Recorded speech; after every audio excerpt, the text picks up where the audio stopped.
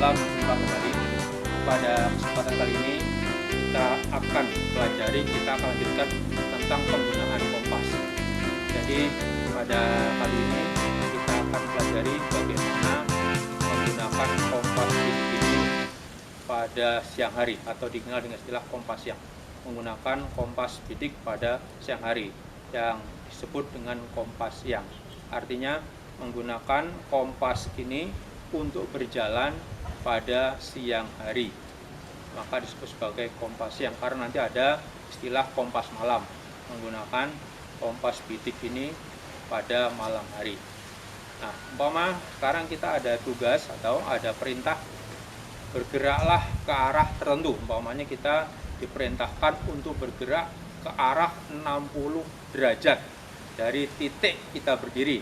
Dari titik A umpamanya harus bergerak menuju ke titik berikutnya, yaitu ke titik B dengan perintah arah 60 derajat. Maka harus bagaimana langkah-langkahnya?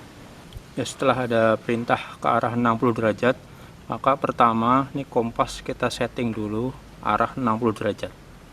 Jadi ini di bawah garis kuning persis di angka 60. Berarti kompas sudah setting ke arah 60 derajat. Nah, baru kemudian kita gunakan untuk membidik. Nah, untuk membidik ya tentu ini harus kita tegakkan kembali. Sekali lagi, pertama kita harus setting dulu ke arah 60.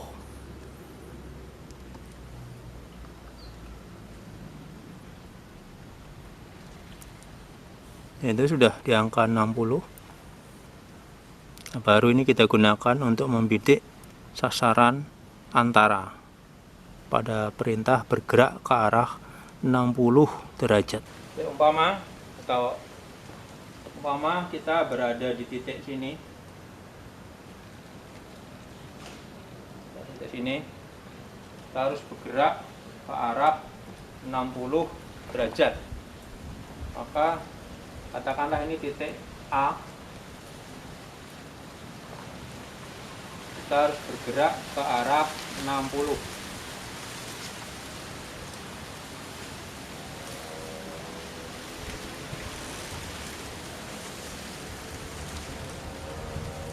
Ini adalah sudut 60 derajat. Dari titik A kita gunakan kompas bidik ke arah 60 derajat. Misalnya menabrak pohon. Katakanlah arah 60 derajat itu menabrak pohon. Maka pohon ini kita beri kode umpamanya B. Maka dari sini kita terus berjalan menuju titik B. Ya, tidak perlu pegang kompas kita tutup, kita berjalan menuju ke titik B. Kemudian setelah sampai di titik B, kita coba bidik balik. Nah, bidik balik ke titik A. Bidik balik ke titik A. Inilah yang kita kenal dengan istilah back azimuth. Jadi dari B kita bidik kembali ke A, yang kita kenal dengan istilah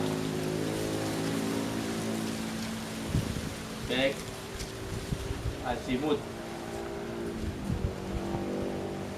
atau azimut balik. Kalau kita ambil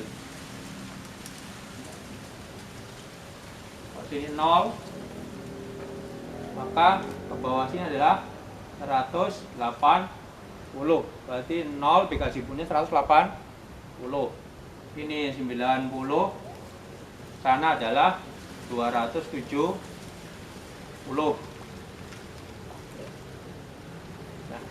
Kalau di sini tadi 60, dikasih punya berapa? Maka kita tambah 180 derajat. Jadi ada rumus yang untuk mempermudah untuk mencari back azimuth. Jadi back azimuth itu sudut kompas plus minus 180 derajat. sudut kompas plus minus 180 derajat. Nah, karena tadi kita sudut kompasnya 60, maka kita jadi kalau ini ya, bila sudut kompas kecil dari 180 itu dijumlah. Bila sudut kompas besar dari 180 kurang. Karena 60 itu kecil dari 180, maka plus 180 diperoleh berapa? Nah, tentu 240 derajat. Jadi kalau dari sini kita bidik ke titik A 240 derajat, maka kita sudah benar. Nah, selanjutnya dari titik B kita cari lagi 60 derajat. Kita bergerak terus ke arah 60 derajat, terus naik. Bergerak ya. Umpamanya saat kita tembak ke arah 60 selanjutnya, kita tidak menemukan benda apapun yang bisa dijadikan acuan. Maka harus bagaimana? Ya tentu kita gunakan teman kita untuk menancapkan tongkat atau bendera di sini. Ya. Teman kita untuk bergerak menancapkan tongkat di sini. Kita beri titik C. Nah, ini kita sebut titik C. Mau bagi semua lagi ya boleh. Kalau sudah yakin tidak apa-apa. Nah, kemudian dari titik C kita akan bergerak. Kita akan bergerak, tapi ternyata ada hambatan. Umpamanya contohnya di sini, di titik C ini.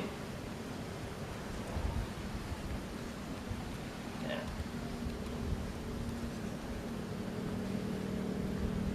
Ini ada jurang yang dalam. Ada lembah yang dalam. Di titik C kita menjumpai satu hambatan, yaitu lembah yang dalam. Ya, lembah yang dalam. Maka langkah kita bagaimana? Nah, maka langkah awal kita terus saja membidik dari C tembak ke seberang. Tembak terus ke seberang lembah. Nah, di sana dapat apa? Umpamanya kebetulan ini dapat batu besar. Ya, dapat batu besar.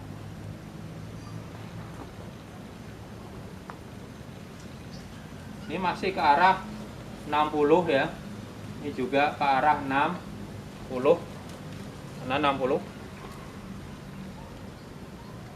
Nah, kemudian kita tentu tidak akan bisa terjun ke jurang. Maka langkah berikutnya kita harus melambung ke kiri ataupun melambung ke kanan. Boleh melambung ke kiri atau melambung ke kanan. Dicari jalan ataupun lintasan yang paling mudah. Lintasan yang paling mudah dan tidak terlalu berbahaya.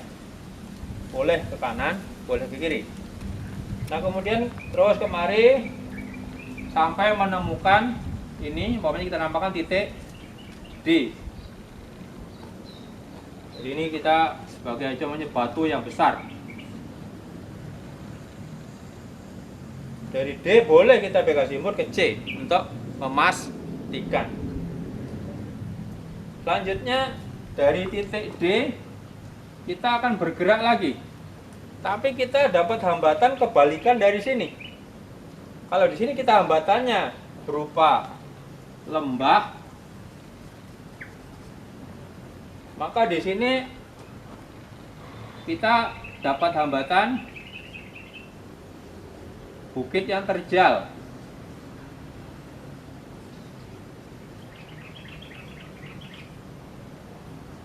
Ya. Ini bukit yang terjal. Dapat hambatan bukit yang terjal. Yang kebetulan kita tidak membawa ya alat climbing umpamanya. Harus bagaimana? Ya tentu hampir sampan ini, kita sini atau ke sana, ya. Kalau ini kasusnya ini kemari kelihatan sasarannya.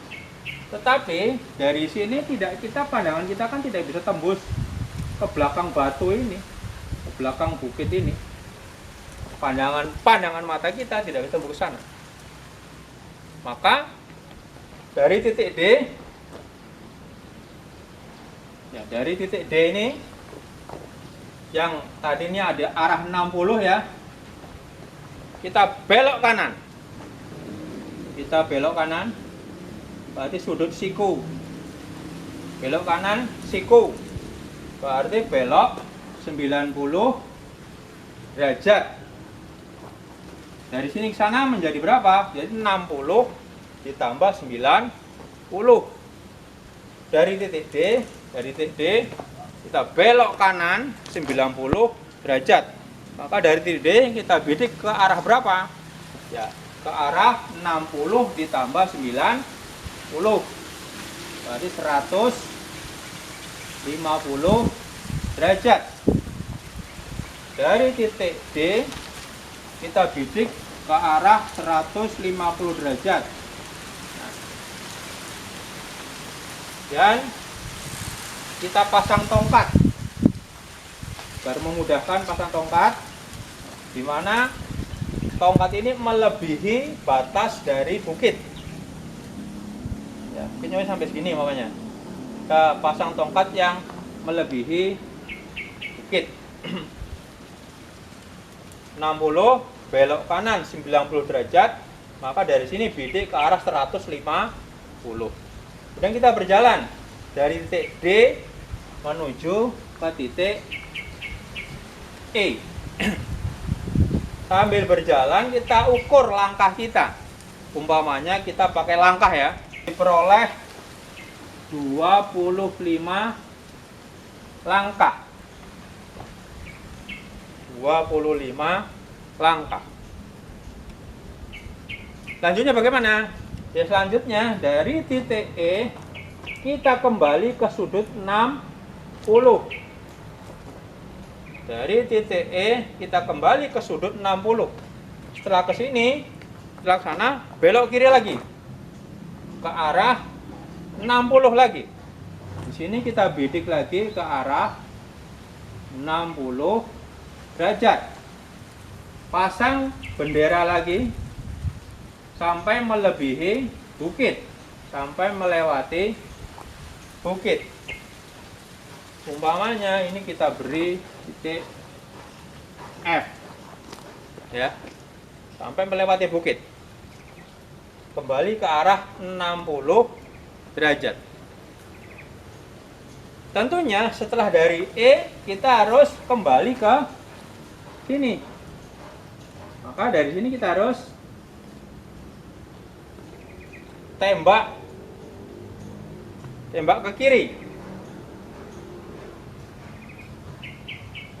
Dari F kita tembak ke sini. Umpamanya ini bayangan lah, bayangan G dulu. Bayangan titik G. Dari F kita tembak ke G. Berapa sudut yang kita perlukan? Kalau ke sini tadi ya, D ke E adalah 150 derajat, maka dari F ke G ya back azimut dari 150. Sini kemari, ini kembali ke sana. Maka untuk F ke G itu ya back azimut dari 150.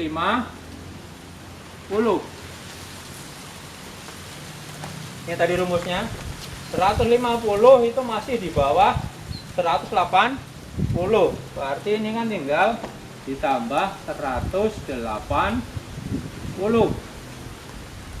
Diperoleh 330. Ya.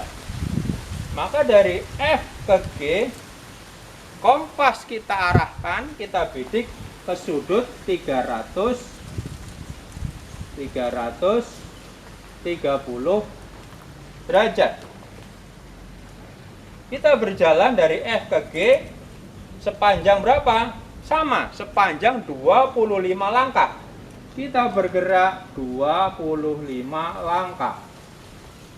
sini kemari 25 langkah, sini kemari 25 langkah, maka di sini ketemu. Nah, inilah titik G-nya. Di sini titik G-nya.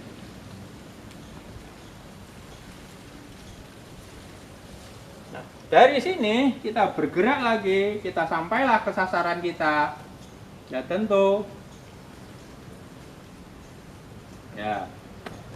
60 derajat juga. Ya. Ini terakhir sasaran kita umpamanya di sini. Nah, jadi demikian contoh penggunaan kompas bidik untuk bergerak di siang hari dengan beberapa hambatan-hambatan yang kita jumpai. Oke, selanjutnya bila ada pertanyaan, kita kembali ke gambar ini ya. Kita kan tadi dari titik D ini berbelok ke kanan. Bila ada pertanyaan, boleh tidak berbelok ke kiri? Ya boleh.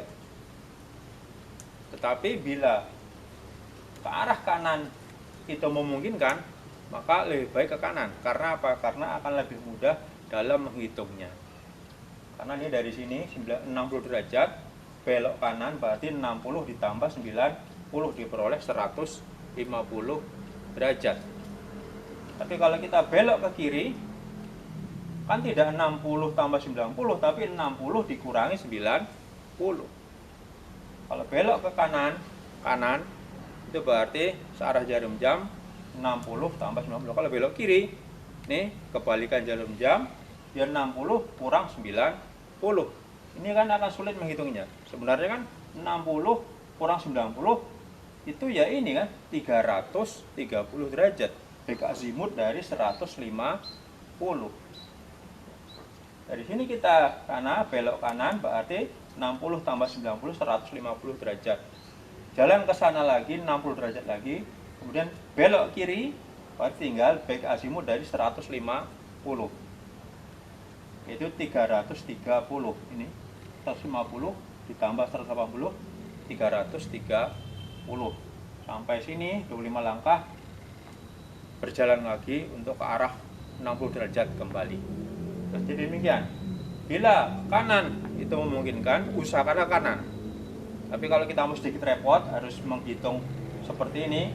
Nanti ini kan 60 tambah 90, baru cari baik azimutnya. Nah, jadi kalau ini berarti 60 ditambah 90, berarti 150. Nah, kemudian berapa baik azimut 90 ditambah 180? Berarti ini jadi 330. Maka dari sini kita belok ke kiri, berarti kita ke arah 330. Nah, jadi seperti itu penjelasannya ya untuk arah yang ke kiri. Demikian tentang penjelasan kompas bidik yang digunakan untuk berjalan pada siang hari atau kita kenal dengan kompas siang. Semoga yang sedikit ini bermanfaat. Mohon maaf bila banyak kekurangan. Assalamualaikum.